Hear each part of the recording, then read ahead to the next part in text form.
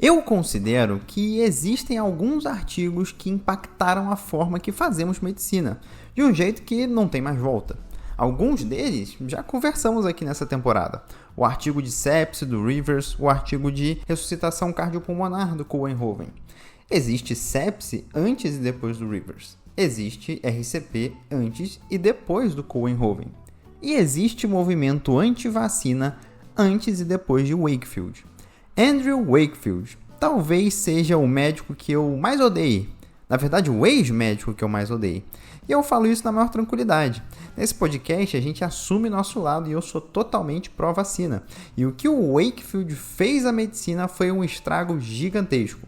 Esse cara publicou em 1998 o artigo que deu munição para as pessoas falarem que vacinas causam autismo e impactou profundamente as campanhas de vacinação ao redor do mundo e fortaleceu o movimento anti-vacina.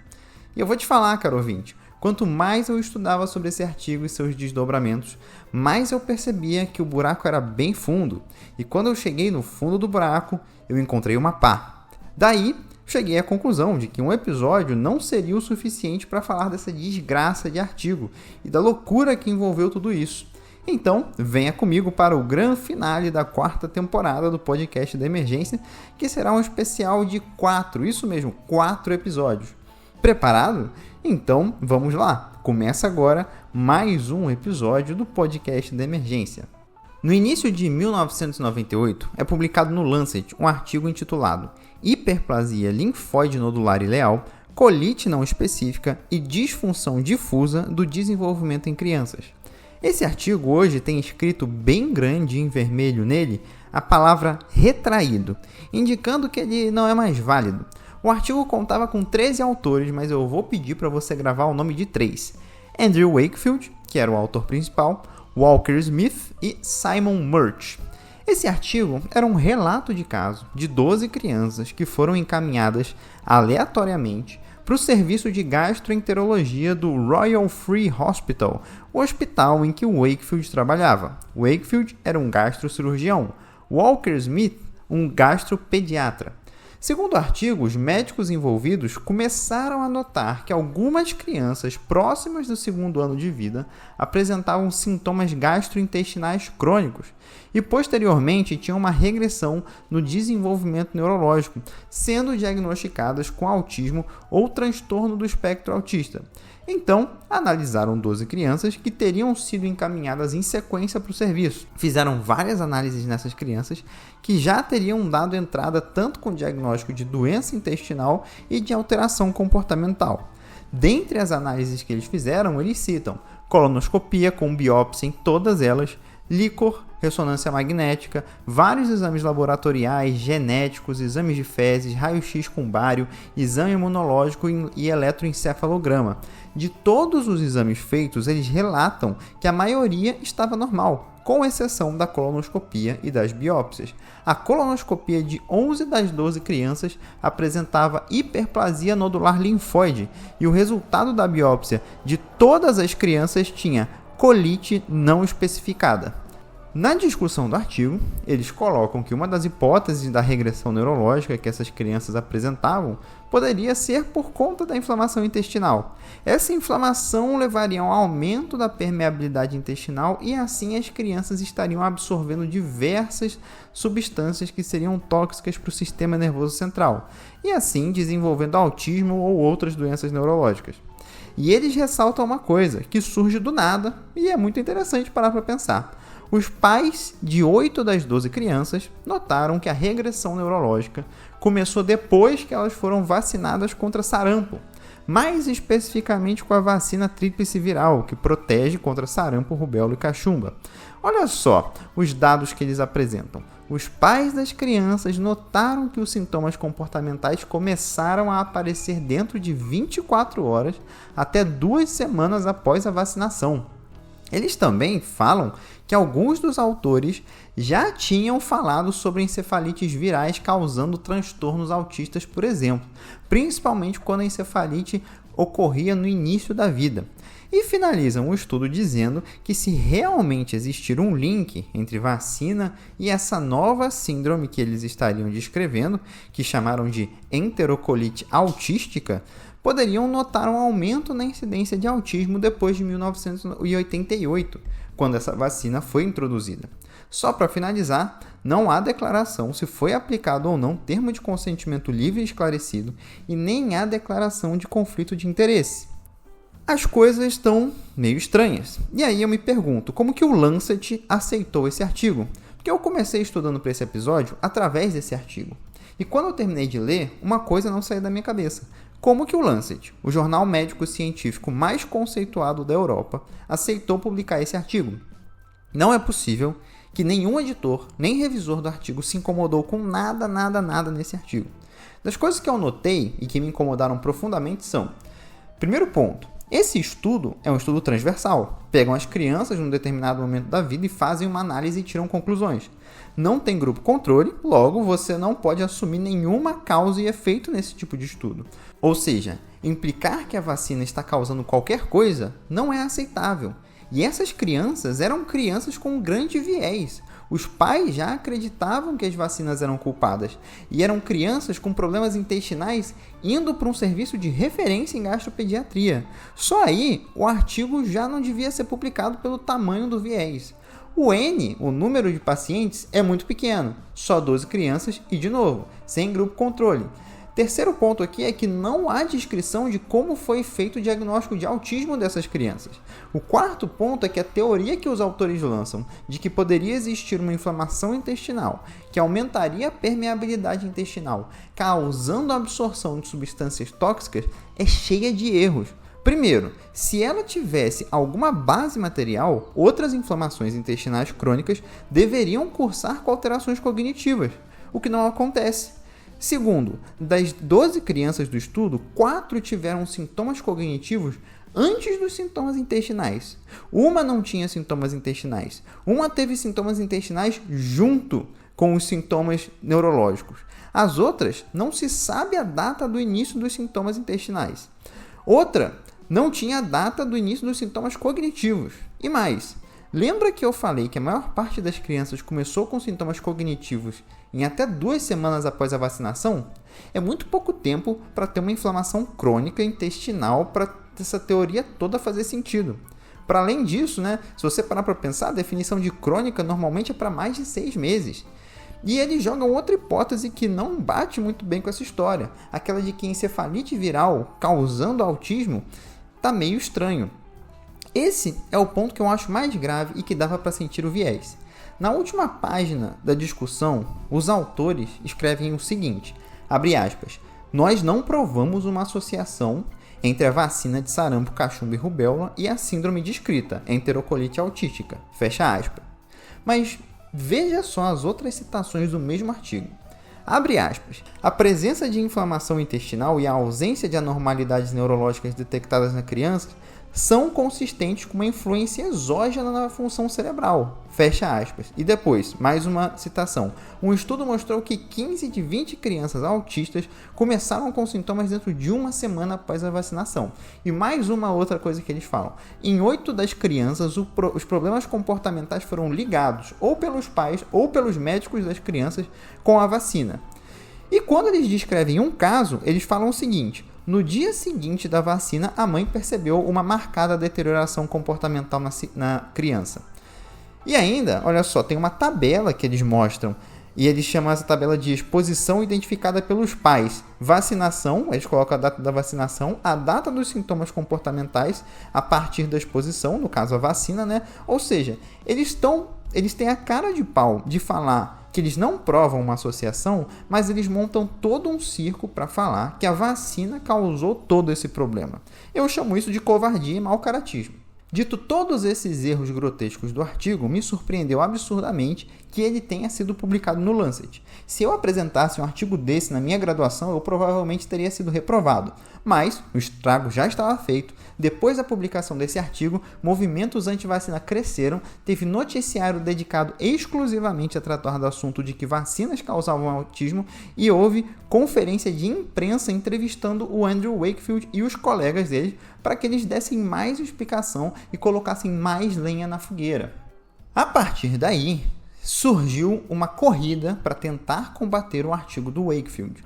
No mesmo ano, 1998, os doutores Robert Chen e Frank DeStefano, do Programa Nacional de Segurança e Desenvolvimento de Vacinas do CDC dos Estados Unidos, enviaram uma carta ao Lancet intitulada Eventos Adversos Vacinais, Causa ou Consequência.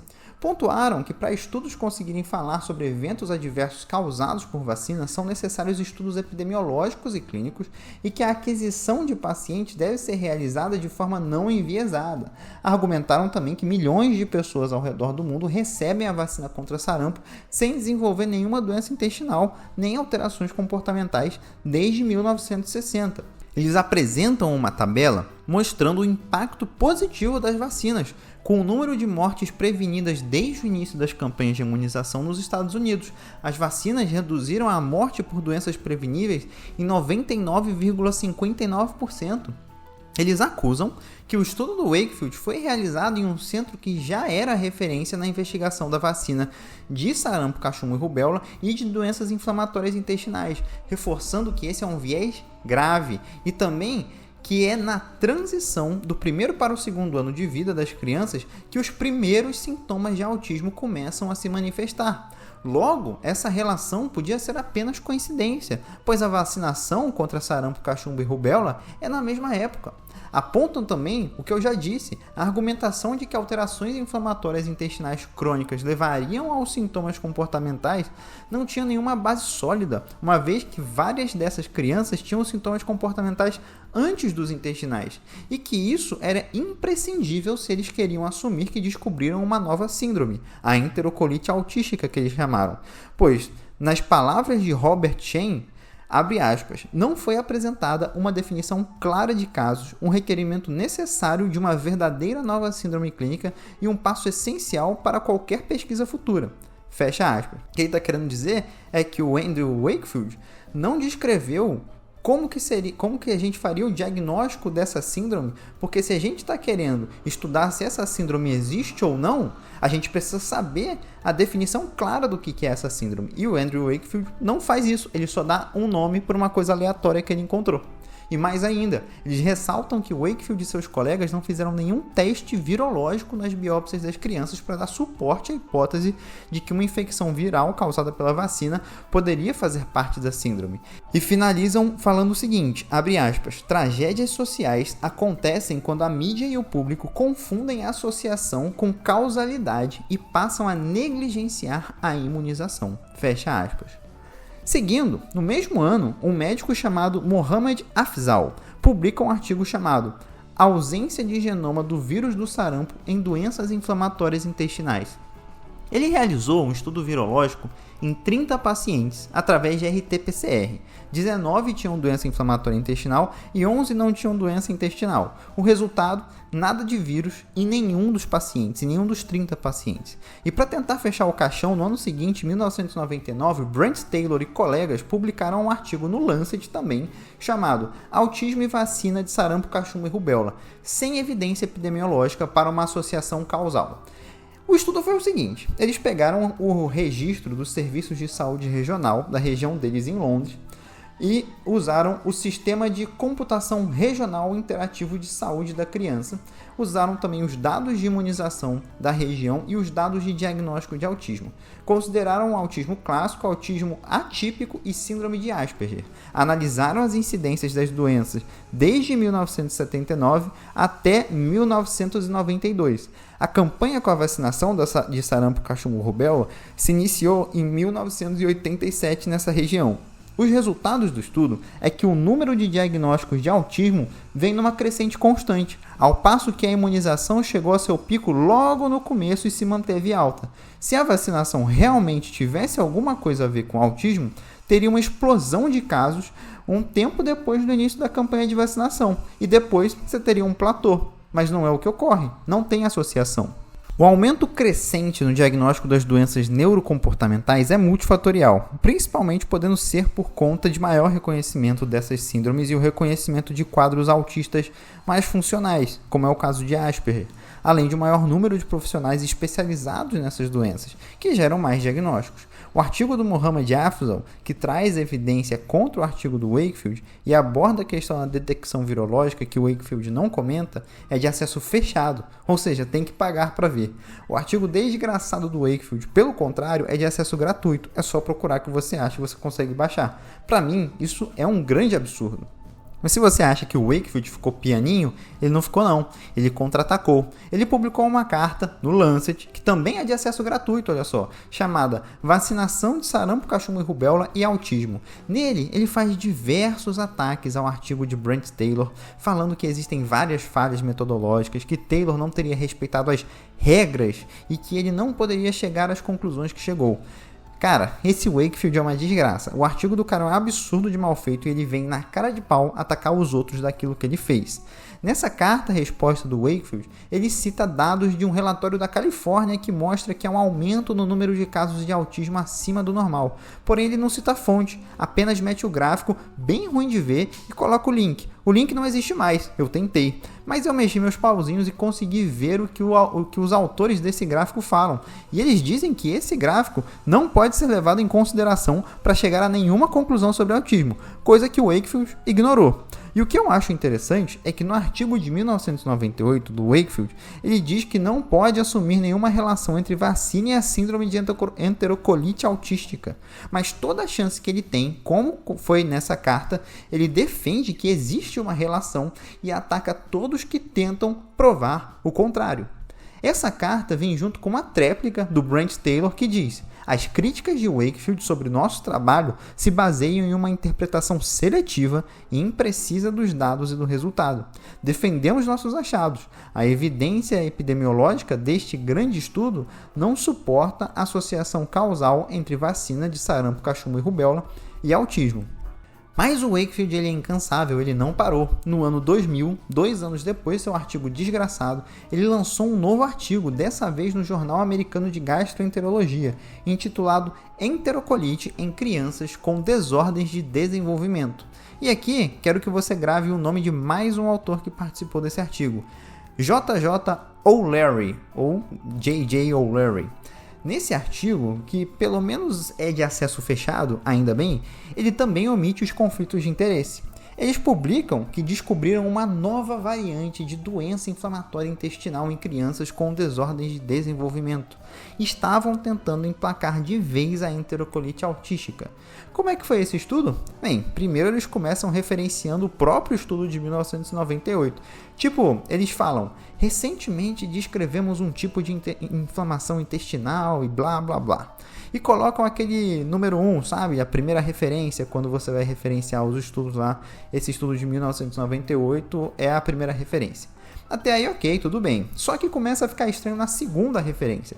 Eles falam, abre aspas, hiperplasia nodular linfóide ileocolônica é um achado consistente desta condição. Uma observação que foi reportada subsequentemente em crianças com TDAH e alergia alimentar. E aí, colocam o número 2 de referência. Quando você vai ver a referência, na verdade, é o mesmo artigo de 1998, com o mesmo título, mas eles mudam os nomes dos autores. Eu não entendi nada e isso me cheirou muito mal. Você entendeu o que aconteceu aqui? Ele colocou 2 referências para tentar justificar os achados dele, só que as 2 referências, na verdade, são a mesma referência. Então esse cara é muito malandro. Mas o artigo em si, eles analisaram 60 crianças, incluindo aquelas 12 do primeiro artigo de 1998, que segundo eles, as 60 crianças vieram para o serviço deles de forma consecutiva. Aleatoriamente, a criança chegava e eles incluíam no estudo. E o papo era o mesmo. Todas as crianças, salvo 3, começaram com sintomas de piora cognitiva próximo dos 2 anos de idade. Todas as crianças, menos uma, tinha sintomas intestinais. Ué, o que essas crianças que não tinham sintomas intestinais estavam fazendo num serviço de referência de gastropediatria? E por que ela foi submetida a colonoscopia e biópsia? Meu Deus, pois é, Wakefield coloca no artigo que essa criança estava sendo investigada a pedido dos pais. E no próximo episódio você vai entender esse viés monstruoso. Aí, nesse estudo, eles falam que tinham, além das 60 crianças, 37 outras crianças que serviram de controle, ou seja, crianças sem doenças intestinais e que suas biópsias serviram de controle. Para e pensa comigo, eles submeteram 37 crianças normais a uma colonoscopia sem indicação e fizeram biópsia sem indicação. Se isso não é má prática médica, eu realmente não sei o que é, mas quem sou eu para julgar? A conclusão do artigo era: crianças com doença inflamatória intestinal possuem maior incidência de doenças comportamentais. E uma possível causa é o vírus do sarampo, que pode estar relacionado à vacinação. Voltamos para o começo do episódio, onde eu já fiz as minhas críticas. O Wakefield estava querendo emplacar uma doença nova.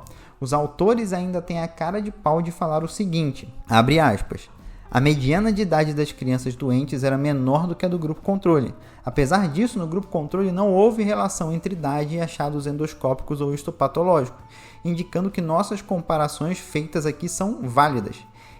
Ele tirou essa informação, essa afirmação, do rabo dele.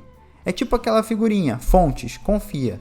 Esse artigo está como retraído também, ou seja, ele foi desconsiderado aí, assim como o de 1998, mas ao contrário do de 1998, está escrito retraído no topo da página em letras cinzas quase apagadas que não atrapalham a leitura do artigo. Dá para passar bem despercebido.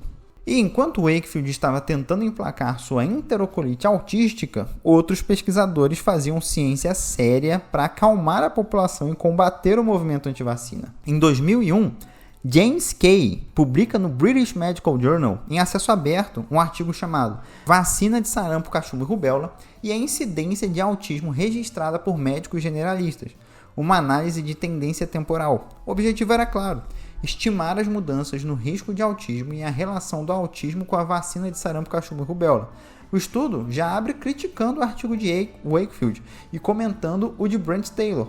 E ele estava ligado na repercussão também. Comenta sobre a carta do Wakefield atacando Taylor e falando: Wakefield descreve o estudo de Taylor como contendo uma falha fundamental. Pois bem, nesse estudo, James utiliza a base de dados do Reino Unido para avaliar a incidência de autismo e as taxas de vacinação, analisando como se comportou a incidência de 1988 até 1999, tanto em grupos vacinados e não vacinados, e compara do grupo vacinado com a incidência de autismo que seria esperado.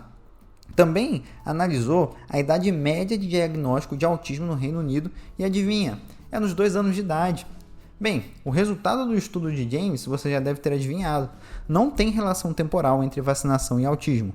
E ele coloca, entre aspas, se a vacinação de sarampo, cachumba e rubéola for uma grande causa de aumento da incidência de autismo, então o risco de autismo nos sucessivos anos deveria parar de aumentar dentro de alguns anos do começo da campanha de vacinação. A ideia é a seguinte: se a vacina aumenta o risco do autismo, então assim que eu começo a vacinar todo mundo, eu começo a ter um aumento também no número de diagnósticos de autismo, porque eu estaria tendo um grupo virgem de exposição que passa a estar exposto, e então com um risco maior de ter autismo. Depois de um tempo, como todo mundo agora vai estar exposto, e o número de não expostos à vacina passa a ser ínfimo perto dos expostos, é para o risco de desenvolver autismo estabilizar. Só que o estudo encontrou um resultado diferente. O risco de autismo continuou crescendo, independente da taxa de vacinação se manter estável.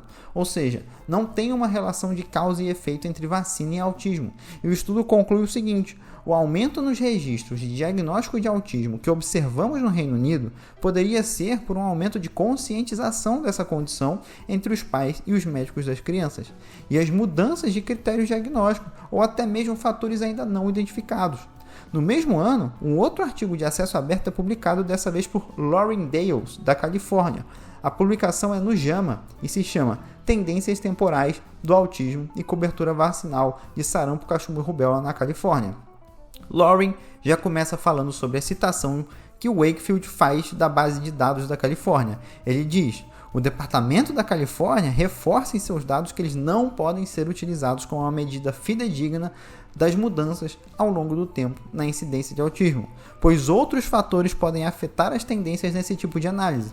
O estudo do Loring é muito similar ao de James e a conclusão também. Posto tudo isso, em 2004, 10 dos 13 autores do artigo de 1998, incluindo Simon Murch, publicam uma carta de acesso aberto no Lancet, retirando suas conclusões sobre o artigo, não mais concordando com o que estava sendo publicado. E aqui eu vou deixar um aviso. Antes da gente finalizar esse episódio, eu gostaria de chamar sua atenção para algumas coisas. De uma pseudociência defendida por Wakefield, que gera uma grande mentira, são necessários inúmeros recursos e pesquisas complexas para desmentir essas mentiras. Muitas vezes essas pesquisas não ganham a mesma atenção da mídia e não chegam ao povo como a mentira chegou. E o esforço para combater a desinformação precisa ser muito mais intenso e mais dispendioso para conseguir ser efetivo. Não era para governos e instituições estarem gastando tempo e dinheiro para desmentir essa lorota de que vacinas causam autismo, porque, em primeiro lugar, não era nem para essa ideia ter palco. Esses recursos poderiam estar sendo alocados em outras pesquisas. Ou seja, a mentira de Wakefield não só causa um impacto negativo na vacinação, como fomenta mais estudos que vão alimentar essa mentira e também atrasa o desenvolvimento de outras pesquisas, porque recursos vão ser direcionados para combater essas mentiras. Além disso, vocês devem ter percebido que eu insisti durante o episódio e vou insistir no próximo em falar sobre os artigos que são de acesso aberto e acesso fechado. Acho que é uma questão importante para a gente entender a facilidade que temos de conseguir informações para combater a desinformação. Então, meus caros, chegamos ao final desse primeiro episódio especial Vacinas não causam autismo. E aí, você lembra dos nomes que eu pedi para você gravar? O Wakefield você lembra, né? E o Walker Smith e o Simon Murch, o JJ O'Leary. Por que eu pedi para você gravar esses nomes? Por que vários autores deram para trás em 2004 sobre o estudo de 1998? O Lancet tem culpa nisso tudo? Bem, o próximo episódio a gente vai falar de tudo isso. Curtiu o episódio? Não se esquece de curtir e interagir com a gente no Spotify, dar aquelas 5 estrelinhas e lembra de compartilhar, principalmente com quem você conhece que é anti-vacina. Os próximos episódios, o bagulho vai ficar muito interessante. Até lá!